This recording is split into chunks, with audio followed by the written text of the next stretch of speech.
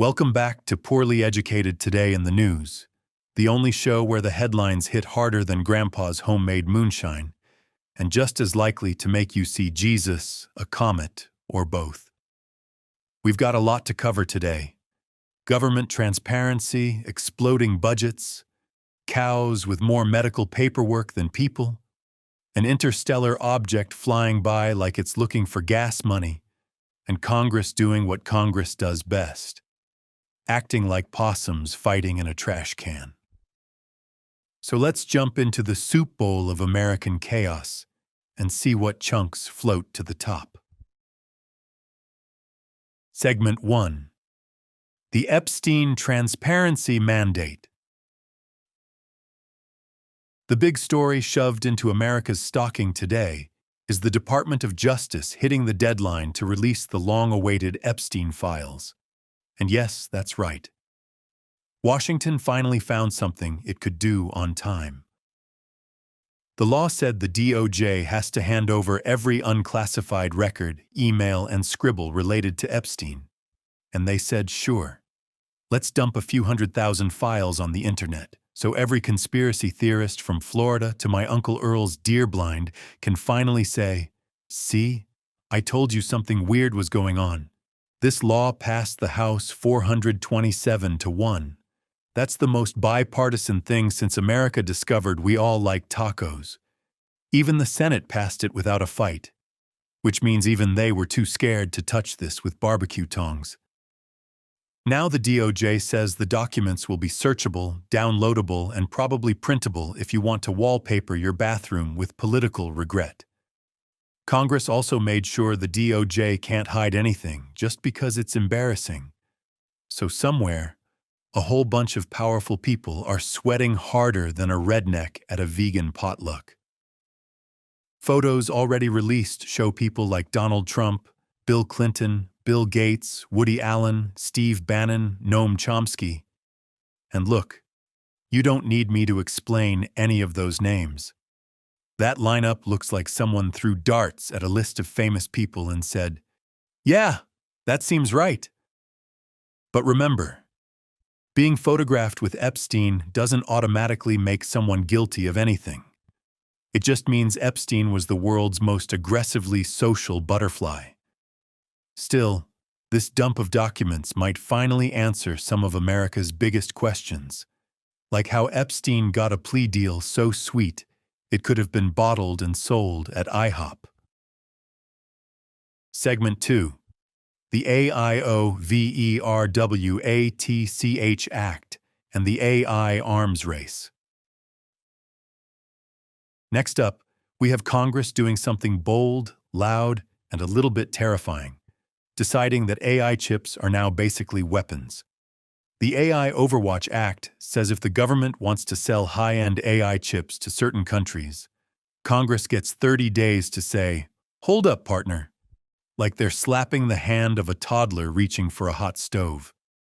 It's specifically aimed at places like China, Russia, and Venezuela, where folks are apparently using American tech to build drone swarms, missile targeting, and possibly a robot that can finally fold a fitted sheet.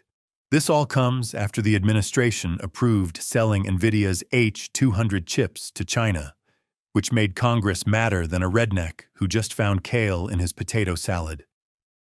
Meanwhile, the DOE is launching something called the Genesis Mission, which sounds less like public policy and more like a 1970s prog rock album. They've teamed up with every tech giant known to man: Amazon, Google, Microsoft, NVIDIA, Intel, OpenAI, basically the whole Silicon Valley Pokemon roster. Their mission? Turn AI into a science supermachine that can design experiments, cure diseases, and maybe explain cryptocurrency to people over 40. While that's happening, the White House signed an AI executive order that tells states they can't do their own AI rules anymore. Washington basically said, listen here, states, we love you, but y'all can't be out there writing your own sci-fi fan fiction into law. So now there's an AI litigation task force whose job is to sue the states. Somewhere, a lawyer just bought a nicer boat. Segment 3. The economy, warrior dividends, inflation, and imaginary trillions. Our next stop on the road trip of misguided decisions is the American economy, which right now looks like a pickup truck held together with duct tape and hope. The administration keeps claiming America has secured $18 to $22 trillion in investments this year. But the paperwork says $9.6 trillion, which is still a lot of money, but also kind of like saying you caught a 40-pound catfish when it was actually a soggy boot. Economists dug into the numbers and found that some of these investments are actually future dreams, best-case scenarios, or, in the case of Qatar and the UAE, money that literally doesn't exist yet. One of the pledges is bigger than the GDP of the country supposedly giving it. That's like Earl saying he'll pay you back after he wins the lottery, even though he doesn't play. Meanwhile, inflation is still hanging around, like that one guy at the cookout who won't leave. Prices are up 2.7% year over year, still above the Fed's goal. And the labor market is so tight, you'd think it was wearing jeans 2 sizes too small. To distract everyone, the president announced a $1,776 Christmas warrior dividend for troops. A nice gesture. Except it's coming out of their housing funds. So basically, Uncle Sam is saying Merry Christmas, but you might need a roommate. Segment 4. Operation Southern Spear. The war on drugs goes full action movie.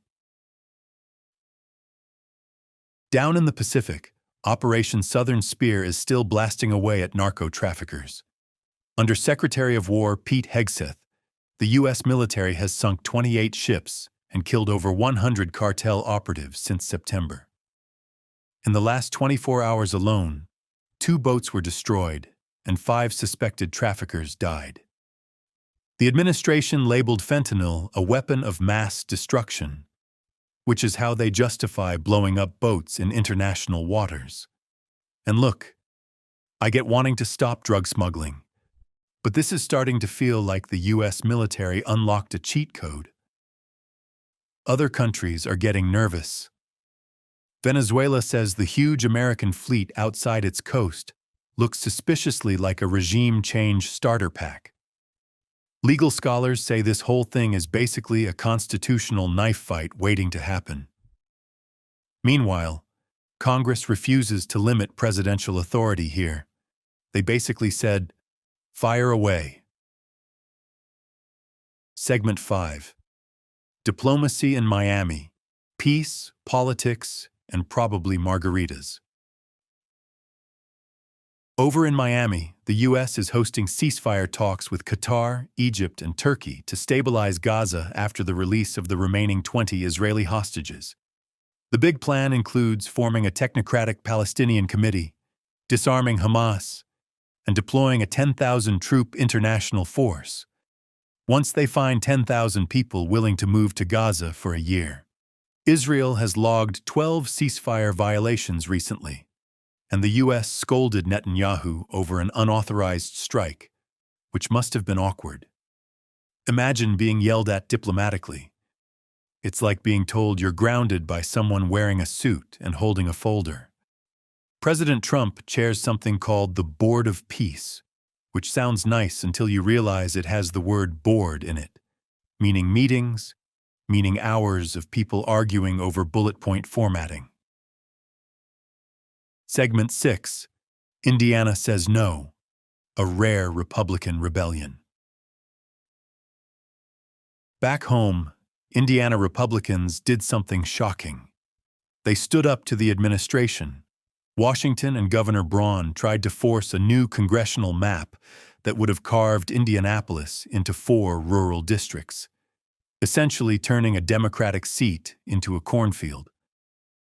But 21 Republican state senators said, "Nah, we're not making our hometown look like a jigsaw puzzle drawn by a toddler," and voted it down. The president was furious and promised to primary everyone involved. Meanwhile, Indiana's budget surplus is soaring toward $5 billion, and they're bragging about it like a cousin who just bought his first lifted truck. Democrats want the state to fix social service cuts, Republicans want more tax cuts, and Hoosiers just want roads without potholes big enough to swallow a Subaru. Segment 7. The ASL Interpreter Fight and Immigration Battles. The White House is appealing a court order that requires ASL interpreters at public briefings. Their argument? It disrupts their image. Buddy, everyone already has an image of you. An interpreter isn't going to fix or break that. The judge said the argument was nonsense, and honestly, it was refreshing to hear a judge say the legal equivalent of "don't be dumb." At the same time, the administration is proposing stricter public charge rules, giving officers more power to deny residency if immigrants use programs like Medicaid, CHIP, or SNAP. The AMA says this could push 430,000 people off health care, which is a fancy way of saying your doctor is about to get even busier. Segment 8. Agriculture, screwworms, and money for farmers. Cattle producers are panicking because screwworms are creeping north toward the U.S. border. These things eat living flesh, which is somehow worse than any of the news we've already covered. The FDA approved a new treatment, Exalt Cattle CA1, which sounds like a superhero cow serum, but comes with a 98-day withdrawal period. That means once a cow gets the medicine, it can't be turned into steaks until almost 3 months later. Somewhere a rancher just fell out of his chair. Meanwhile, the administration rolled out $12 billion in farmer bridge payments to help row crop growers dealing with market disruptions. Farmers have until 5 p.m. today to make sure all their acreage paperwork is accurate. And if you've ever seen a farmer do government paperwork, you know half of them just threw their hat on the ground and cussed. Segment 9. Science Time, Volunteering and a Visiting Interstellar Mystery. Scientists say volunteering 2 to 4 hours a week slows cognitive decline by up to 20%. That's right, helping your neighbor move a sofa is basically brain CrossFit.